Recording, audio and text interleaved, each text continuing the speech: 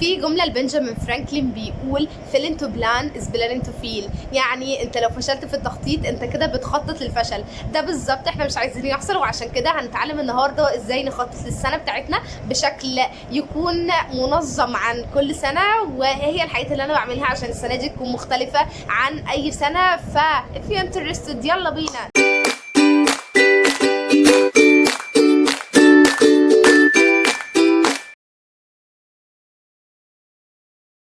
جماعه ازيكم عاملين ايه؟ ان شاء الله يا رب تكونوا بخير. انا نورهان محمود، بنعمل هنا فيديوز عن البرودكتيفيتي، بنذاكر مع بعض، نعمل فلوجز وبنعمل فيديوز عن اي حاجه اتعلمتها بشكل عام. ف if you're interested just subscribe share like comment ويلا بينا نبدا. طيب بصوا، قبل ما نبدا بقى الفيديو محتاجه اعرفكم انك مش لازم تكون في اول السنه عشان تبدا تخطيط. لو انت بتتفرج على الفيديو ده في اي وقت فانت قوم خطط دلوقتي، انقذ ما يمكن انقاذه وما تستناش. ابدا خطط في الوقت اللي يعجبك، هو مش قران، خطط في الوقت اللي يعجبك. خطط دلوقتي، خطط من اول رمضان، خطط من اول يوم عيد ميلادك، خطط من اول يوم مميز بالنسبه لك. ما تستناش الاوقات الطيبه عشان تخطط فيها. كنت شايفه قبل كده جمله بتقول ابدا في الاوقات السيئه، ابدا في الوقت الوحش، ابدا في الوقت اللي انت حاسس اللي هو مش طيب، ابدا فيه. الاوقات الشريره دي اللي هو ايه، الساعه 7:30 انا لا هذاكر لما الساعه تيجي 8، لا ابدا في الاوقات الوحشه. قوم دلوقتي، لو كان النهارده يوم ايه قوم خطط فيه. انت تستاهل ان حياتك يحصل فيها كل ده. بس كده يلا بقى نبدا في الفيديو. اول حاجه بقى تعملها، معلش هكلفك شويه، انك تجيب لك كشكول بلانر، حاجه ترتب فيها ايامك واسابيعك وسنينك، مش مشكله، بس اهم حاجه تكون حاجه تكفيك السنه كلها، حاجه تستحمل معاك، حاجه مش نوته صغيره، لا هات حاجه تستحمل معاك طول السنه علشان تكون قدامك على طول. عارف انا عايزه اخطط، انا دي اللي قدامي، دي انا كاتب فيها اهدافي، دي كده كل حاجه تبقى موجوده فيها، بحيث انك ما تتشتتش بين حاجات كتير قوي، ما تكتبش في ورق كتير قوي في الاخر ده يضيع وده يضيع وده يضيع، وفي الاخر كل الحاجات اللي احنا هنعملها مش هيبقى لها 30 لازمه. فهات لك حاجه خطط فيها. واسعار البلانر دلوقتي بقت في السما، ولكن مش مشكله، كله من اجل سننا وايامنا ما تضيعش على الفاضي. دي اول حاجه. جبنا كشكول ودفعنا فيه دم قلبنا، ما تجيش جنبه بقى، خليه دلوقتي كده. هات لك ورقه خارجيه، ورقه بيضه فاضيه كده، واقعد بقى اكتب كل حاجه في دماغك. ايه هي الحاجات اللي انا عايزه احققها السنه دي؟ برين ستورمنج كده، اقعد فضي دماغك، عايز السنه دي احقق ده وده وده وده وده وده، اقعد اكتب كل ده. عارفه ان كل ده عمره ما هيجي معاك في مره واحده. فاحنا قبل ما بنبدا بنقعد قبل السنه مثلا كده حوالي شهر نقعد نخطط، بس عشان كده احنا عاملين الفيديو ده دلوقتي عشان يبقى قدامنا شهر عمالين نتخيل احنا عايزين نعمل ايه في 2024. يعني من الضروري قوي قوي قوي ان هتكون اهدافك انت بجد، مش مجرد انك قاعد بقى انا بكره السنه هتبدا احط اهداف ايه للسنه الجديده، فبسرعه نخش على يوتيوب نشوف مثلا الناس بتحط ايه اهدافهم ونحطها كده. دي مش هتبقى اهدافك، وهتحس انك مش بتحقق حاجه عشان انت اصلا حاطط حاجات هي مش في دماغك او هي مش من اهتماماتك، فانت مش هتحققها. اقعد قبل السنه او كده بمده، اقعد فكر هعمل ايه وايه وايه بالراحه كده. اقعد وانت بتكتب الحاجات دي اعملها سمارت جولز. يعني سمارت جولز ده احمد ابو زيد شافي ووافي الحته دي. اقعد بس انت اكتب على يوتيوب سمارت جولز او الاهداف الذكيه لاحمد ابو زيد، هتلاقي الفيديو بيفهمك يعني ايه تحط هدف ذكي او ازاي تحط هدف ذكي. مهم برضو وانت بتحط الاهداف بتاعتك انك ما تركزش على جانب واحد قصاد الجوانب التانية كلها، او تلغي الجوانب التانية كلها، لا. وانت بتحط اهدافك ركز على الجانب الروحي وعلى الجانب العقلي وعلى الجانب المهني وعلى الجانب الدراسي لو انت بتدرس، وعلى الجانب الانساني وعلى الجانب كل الحاجات تركز عليها.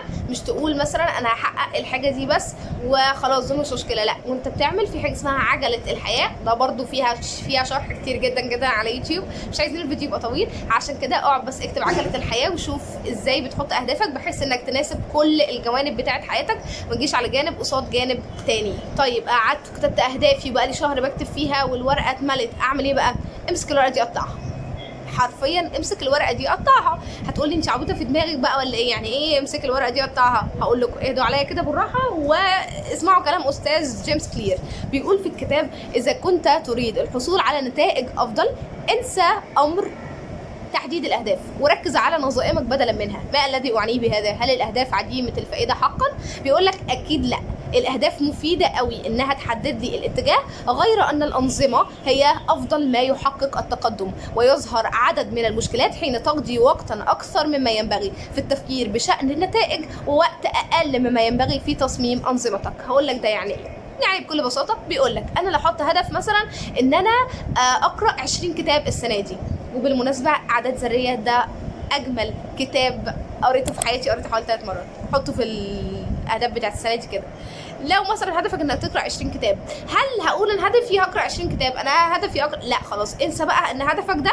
اقعد بقى قسم الهدف ده، انا عرفت الاتجاه ان انا عايزه اقرا 20 كتاب، اقعد بقى اقسمها على مايلستونز كده. ال 20 كتاب مثلا انا في السنه لو قرات مثلا كتابين مثلا اي حاجه، يعني لو قرات مثلا كتاب كل اسبوع ممكن اوصل للهدف ده، فخلاص انا كده السيستم بتاعي انا همشي على كتاب كل اسبوع، فانا ماليش دعوه بقى بال 20 كتاب، خلاص سيبك منهم، انا هحاسب نفسي على كتاب كل اسبوع بس. ده الحاجه اللي انا هركز عليها، هركز على النظام، مش هركز على الهدف ككل، عشان لو ركزت على الهدف ككل انت هتفضل تفكر انا هعمل ايه، انا هعمل ايه زي ما الكتاب قال، هفضل افكر بشأن النتائج وهسيبني فعلا من الحاجه اللي في ايدي.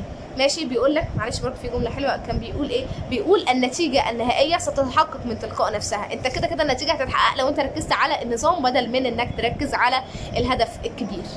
طيب دلوقتي يا صديقي حان دور انك تجيب البلانر بتاعتك او الكشكول اللي انت جايبه ده وتقعد تكتب فيه بقى الانظمه بتاعتك دي.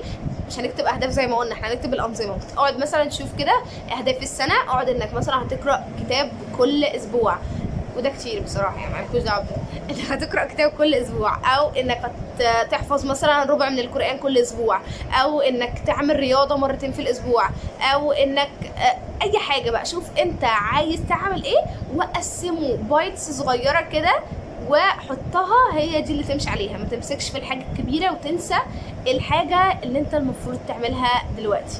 بعدين بقى حاجه صغيره كده كنت بعملها لسه بصراحه عاملاها السنه اللي فاتت دي، ولكن فرقت معايا، وهي اني كنت بسمي السنه بتاعتي باكتر عاده انا عايزه انميها عندي، بحيث ان هو ايه اأنب ضميري. يعني انا السنه اللي فاتت كان في حاجات كتير قوي مش بستمر فيها وبخش في كذا حاجه وما بكملهاش، فسميت السنه بتاعتي الكونسيستنسي، يير اوف كونسيستنسي. الاسبوع او السنه دي انا هركز على الاستمراريه، اي حاجه انا عايزه اعملها انا هستمر فيها شويه وبعد كده اشوف النتائج، لو حلوه اوكي اكمل، لو مش حلوه ما اكملش، اللي هو ما امسكش في الحاجه ساعتين وخلاص. فسميت السنه بتاعتي كده، وكان كل ما يجي حاجه قدامي كنت فعلا بستمر في الحاجه دي، عشان لما باجي اقول ايه انا مش هكمل، اسم السنه يأنب لي ضميري. يعني انت اسم السنه بتاعتك عامل استمراريه وتيجي ما تستمريش، يعني حتى عيبه في حقك. فسمي السنه بتاعتك الاسم اللي انت عايزه، اكتبها كده في الاول واكتب تحتيها كوت انت بتحبه قوي او جمله انت بتحبها، تخليها شعار السنه بتاعتك. بتبقى حاجه حلوه قوي لما يبقى السنه بتاعتك يبقى ليها اسم السنه بتاعتك، او يبقى عندك كود معين كده انت ماشي بيه. وبعد كده هتبدا انك تمسك الحاجات دي، تبدا على كل شهر تقسم. وانا بصراحه يعني انا بحب امسك ايه السنه، بعد ما قسمت السنه او بعد ما خططت للسنه لا هاخد بقى الحاجات دي واقسمها على الشهور، وبعد ما اقسم على الشهور لا هبدا بقى ان انا اقسم على الاسابيع، وبعد كده بقى تقسم انت مع الايام براحتك. ولكن يعني ده علشان سبحان الله عقل الانسان مصمم انه يركز في الحاجات الصغيره. انا لو حطيت لدماغي ان انت السنه دي هتعمل فيها كذا عمري ما هعرف اعمل فيها حاجه، ولكن لما الحاجه تكون صغيره خالص قدامي هبدا ان انا اعرف اواظب على الحاجه اللي معايا دي. فابدا انك الاهداف اللي انت حاططها للسنه كلها دي ابدا انك اقسمها على الشهور. انا مثلا عايزه اقرا اللي هو 20 كتاب زي ما قلنا، فكده كل اسبوع كتاب، فالاربع كتب. وابدا حدد لنفسك اسماء الكتب، ابدا بص سهل لنفسك الدنيا بقدر الامكان في طول الشهر اللي انت قاعد بتخطط فيه ده. اقعد شوف اسماء الكتب اللي هتقراها، وسيب برده فراغات عشان اكيد بيظهر كتب تانية بتقرا عن كتب تانية بتبقى عايز تقراها. فمثلا حدد مثلا اسامي 3 كتب وسيب كتاب في الشهر انت مش عارف اسمه، بحيث انك لو قابلك اي كتاب تبقى عارف مثلا ان انا في مكان فاضي او في اسبوع فاضي انا هقرا فيه الكتاب ده. عماله اقسم واخطط، ما انساش حاجه مهمه قوي وهي اني اعمل مثلا بعد كل 3 شهور، ويستحسن كل 3 شهور، يعني 3 شهور تراجع السنه بتاعتك 4 مرات كده بعد كل 3 شهور. وحتى وانت بتكتب اهدافك دي اكتبهم 3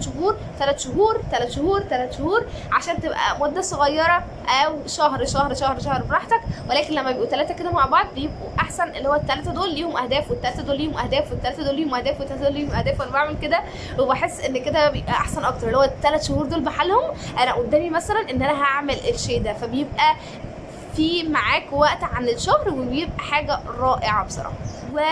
تقريبا هي دي كل الحاجات اللي انا كنت عايزه اقولها. وانت بتخطط ما تنساش ان عادي ممكن يحصل حاجات ما تقدرش انك تحقق الحاجات دي، وهتحقق حاجات غيرها. طبيعي في كل حياه البشر كده. فعشان كده وانت بتحط اهداف السنه خليك فليكسبل، ما تحطش مليون الف حاجه هتحققها السنه دي وانت عمرك مثلا ما خططت. لا، اقعد اكتب الحاجات اللي انت بجد نفسك تحققها. هحفظ سوره معينه من القران مثلا، نفسي احفظها، ما قلتش لنفسي ان انا ما تقفرش. بصوا ما تقفرش، ولا سيبك من كده، ما تقفرش وانت بتحط اهدافك. تمام كده؟ بس كده. شكرا انكم اتفرجتوا لحد هنا، وشكرا حقيقي لوقتكم، وبس كده. سلام.